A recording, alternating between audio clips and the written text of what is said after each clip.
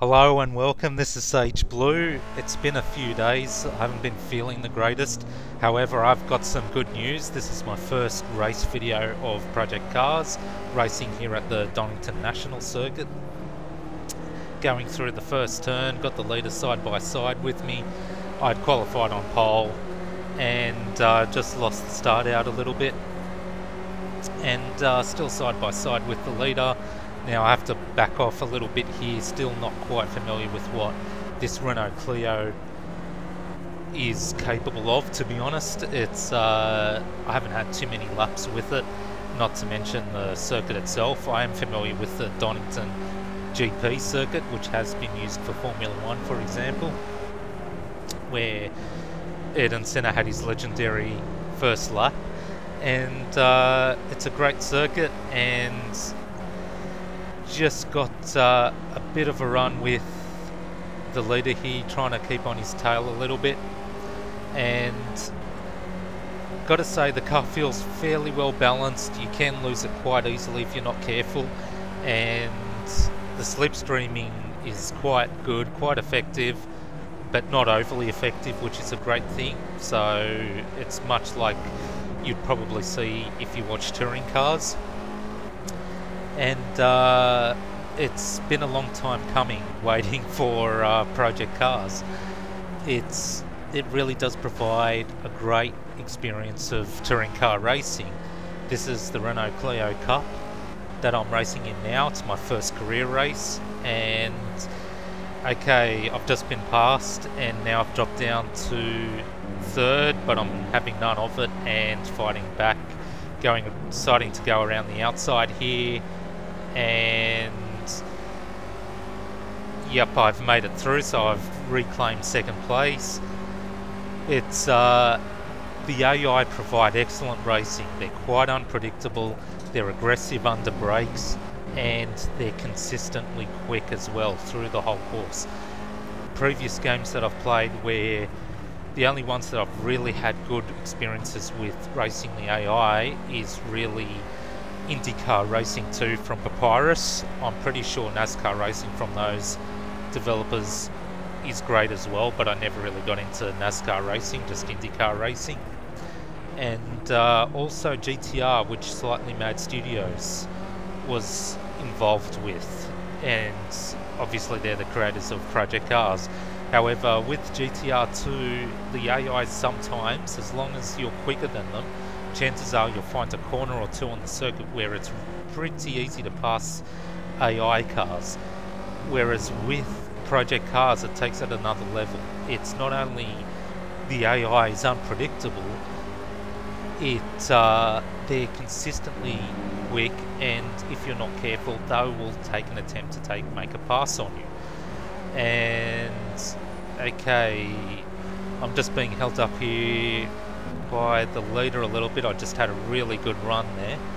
It's you'll find with Project Cars that you'll be sitting behind the AI quite a bit, trying to find a way to get by, trying to find how the AI behaves.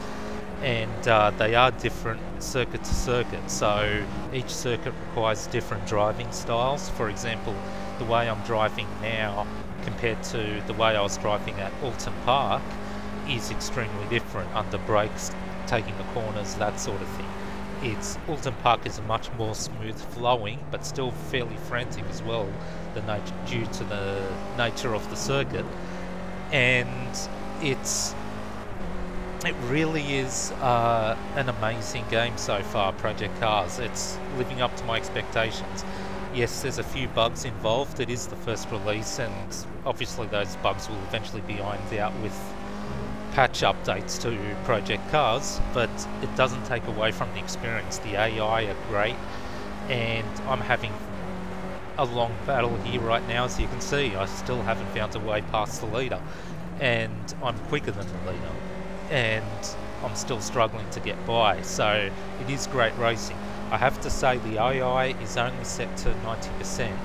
I have been able to race them at 100%, but not being ready for this track nor the Renault Clio, I didn't want to go for 100% and just not be up to the task to actually race the AI proper and and possibly make silly mistakes, you know, having big battles with other AI who are probably gonna try and pass me and, you know, bump me off the circuit because I'm not quite quick enough in certain corners, for example. But it really is fantastic once you get the hang of it as well. When I first started with Project Cars just in late last week, I found the AI to be extremely quick. I actually started AI levels fairly low. I think I started at 70%, and it was a good starting point. I couldn't really find great close racing. It was all about learning just from the AI what to expect from each car that I was driving. And that's another thing I want to mention to you. Each car is really different. It's if you're driving different model cars, you'll find significant differences in how they behave, and you'll have to adapt your driving style and expect to spend time getting to know each car. So I've decided to get to know this Renault Clio a little bit, so I can actually race properly. And being this my first race in the career mode, where I went through a practice session and got to learn the car a little bit and set up the car, just fine tune it a little bit off the default setup, because the default setup I found the car sliding a bit too much, and I've reduced the sliding quite a bit. Now you would have just noticed the leader of the AI cars was just having a go at me there into that last chicane. I was braking fairly early into it, and the car was going for it, was going for the lead, so I had to go wide into the chicane to give room. And it's just fantastic. It keeps you on your toes, and you've just got to make sure that you don't make any mistakes while under pressure as well. It really puts everything that you do into focus, whereas other simulators, I can't say they're really heavily focused on quality of the AI. Like, it can be okay in other games, however generally multiplayer is the ultimate experiences on them. Whereas this, I've got to say, Slightly Mad Studios have put in a great effort into the AI and the car physics, obviously, and it's working a treat.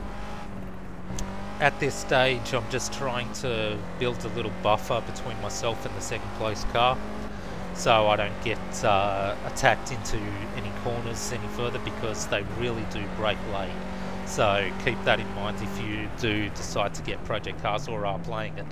It's it's a bit of a seesawing battle in terms of the gap, trying to maintain it, driving within my limits as well, because I am still, as I said, learning this car and track both, so it's not the greatest thing to go racing with. And you may have noticed the gear selection on the dash is always in neutral. That's just a little bug Project Cars currently has in the replay mode. This is a replay, not live racing. In live racing, the gears change normally. So don't worry about that, that'll eventually get fixed. But yeah, it's right now just pulling out a bit of a gap, and when I was behind, that's the first of the AI cars, it's I was just sitting back generally just to warm the tyres up, get a feel for the car in racing conditions, and let the AI car try and build a buffer between itself and the third place car. So when the time would come that I would try and fight the leader, you know, if I had to back off at all, I wouldn't have the third place car breathing down my neck. So already I was thinking about strategy, because I knew that the AI is extremely aggressive, which is great. It's basically just like real motor racing. They're not ridiculously aggressive, you've just got to be quick and, for example, know your braking points and how to take the corners properly. If you don't know the track well, you're not going to go anywhere, really. You just accept backwards. And because their braking is great, they will outbrake you, or at least, you know, brake in, and if you turn in on them, they'll basically just push you off and off the track. And it's, you know, project cars in general, so far so good. It's the car physics are great, the tyres, how they warm up gradually is great, and trying to nurture them. It's going over the curbs, everything, you can feel all the differences in surfaces, and the changing in weather conditions too. Now the weather at the moment, running it in real time weather, you know, not speeding it up in any way, and even in this race, which is just a 16 lap race around Donington National, it's you can just notice the clouds moving around gradually lap by lap, and the sun setting more and more. So as it gets later into the afternoon, it's amazing to see in action. It's I haven't seen really, like, there's great weather effects. Gran Turismo has it, for example, and but this takes it up a notch, I think, in terms of just sheer quality of graphics and animation. It's also something else. As you go along in the race, you have to adapt your driving style to the condition of your tyres as well. So, of course, you're probably thinking from other simulators you would have tried that, you know, other simulators do that. It's always great to see that in action. It's like, I've tried a few simulators in recent years, and it's just amazing to just try and keep on top of how your car performs. Now in this race, I'm still, as I said, learning this car and track, so I'm not giving it everything.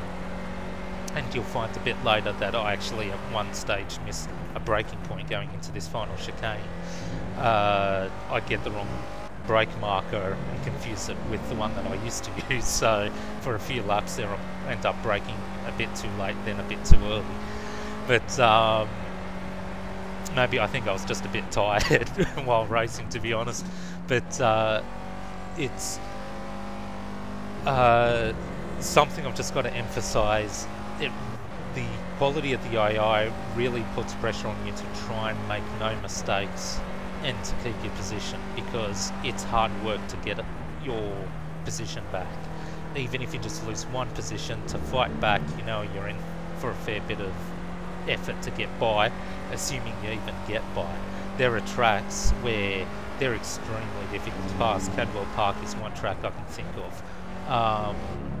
The Azure GP circuit, or the Monaco Grand Prix circuit, that would be another difficult one to pass at. It's you can end up running a whole race behind one single car, and it can get frustrating, but it's rewarding because it puts pressure on you to qualify well, get your car set up right during practice, and it pays off. It's not like some racing games I've tried where you can literally pass 10, even 15 cars going into the first corner at the start of a race. It's really difficult to do anything in project cars to get by. You have to work for it. You might get lucky at some point on some track in a race, perhaps. It's hard to say. I haven't yet to see anything where I can pass several cars in one corner at the start of a race. It's so far I might just, you know, fight side by side with one car and have this great rewarding feeling going around the outside, for example, and, you know, taking the place. It's on cold tyres. It's something that I could imagine real racing is. It's you have to fight every bit just to get a position, and you feel it and you work for it, and once you get it done, it's a great confidence booster to try and race and pass other cars further up the field. So, and again, back to the qualifying is essential if you want to have, you know, an effectively good race and run in the front. Now with 90% AI with this, and they're quite quick in 90%, 100% is noticeably faster, and it's just fantastic. Like, getting pole position, and then I got a bit of a slow start, so I lost out at the beginning, as you saw, and eventually I was able to work back up into the lead, I think by lap 3 or 4, so I had to really work on that. However, I do have a fair bit of a speed advantage over them, so if it was really, say, a battle of 10th per 10th each lap, then, you know, it would be seriously difficult to get by anywhere. I'd probably end up behind the car the whole race and ruin that I lost out at the start. So it pays off to, you know, qualify well, get a pretty reasonable car set up to compete with the top of the AI cars, and, you know, you obviously spend a bit of time in the practice session to do that, or you can do it whichever way you want. Project Cars gives you a lot of freedom in, say, doing your own race weekends, and you can learn that way against the AI out of the box and not affect your career mode, for example. There's really a lot of options in Project Cars, the way you want to approach things. You can do time trials, that sort of thing as well. I haven't tried the online multiplayer yet, but I will do that once I consistently race at 100% AI.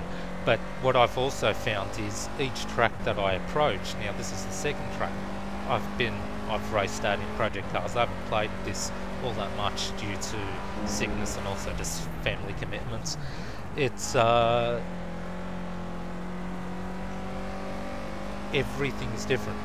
It's I'm having you can see that I'm having a fairly smooth run now, but that's because I'm out in front. If I was, say, in the middle of the pack, I would be having a torrid time. I would in no way get to see, you know, the leader at all if I was, say, starting midfield. It really is that difficult to get by AI. I've had some laps where I've passed one car one lap after another, but that only lasted, I think, for about 3 laps, and then after that I was stuck behind a car for a while. And then even later on, I think I was having a difficult time chasing down the rest. So yeah, and you may have just noticed then at that final chicane I braked pretty early. That's where I lost track of where my braking marker was, and I realised that I was braking at the very first brake marker. I should have braked at the second one instead, so it took me I think a couple of laps to figure out where I was supposed to brake. But other than that, pretty smooth sailing, and it's the car physics. You just got to keep on the ball. It's easy to lose it, even in this Renault Clio, which doesn't have all that much power, as you can see. It's quite good grip. You do feel the bounce a lot. I'm using the game controller on the console here, and the vibrations and everything, there's quite a bit of sense as to when the car's under strain, under brakes and everything. So, or even when mid-corner, when the car's just shaking a bit, you're really going at the car's limit of grip and you feel it, and it's really quite useful feedback. And this being the replay, you don't hear my engineer talking. The engineer actually didn't talk all that much because I'm out leading, but before, when I was in second, the leader was giving a bit of feedback as to how to approach, you know, a corner, how to try and pass the leader, that sort of thing. I can see for quite a few people the engineer's voice would probably get annoying, trying to constantly give tips on how to pass a car or something. You know, once you get the hang of things, naturally you know what to do. But overall, the engineer's a really nice addition, I think, to the racing. It's they do genuinely give some good tips and feedback as to what's happening around you. So say a car's just 1 second behind you, it's just nice to know that you've got a little bit of a buffer, or if they're catching up to. So it does have a lot of uses, and it's the first time I'm really having to get to have a look at the graphics as well. It's quite impressive, the sun's reflections and the shine on the dashboard, for example. Didn't get to notice it all that much, to be honest, while racing. It's I'm still focusing on the car a fair bit to make sure that that I don't spin it or anything at all. So because I'm still getting used to it, it's not to say it's all that difficult to control. It's this is without any driving aids now as well. It's that's another thing with project cars. Take it easy when you start driving with it. If you're not used to racing simulators, or you haven't driven in a race simulator for a while like I hadn't, it's you know, take it with driving aids. I had stability control and traction control. I took off ABS and whatever the other driving aids were, I can't remember, driving line, some other things, but eventually I took off the traction control and stability control. The car moves around quite a lot, which looks very much like what I'm used to seeing from, say, touring cars, you know, the British touring cars, German touring cars back when I used to watch it. It really does give you a similar sort of feel to what you would have seen on TV watching those championships. Coming out of the last corner now, first victory in project cars, in career mode that is, and hope you enjoyed that race. I certainly did. It's a fantastic game to play. If you love simulators, you'll probably love this. It's there'll be plenty more videos to come, so for those of you who enjoy TV replays or racing from the rear view, there'll be more of that, and till next time.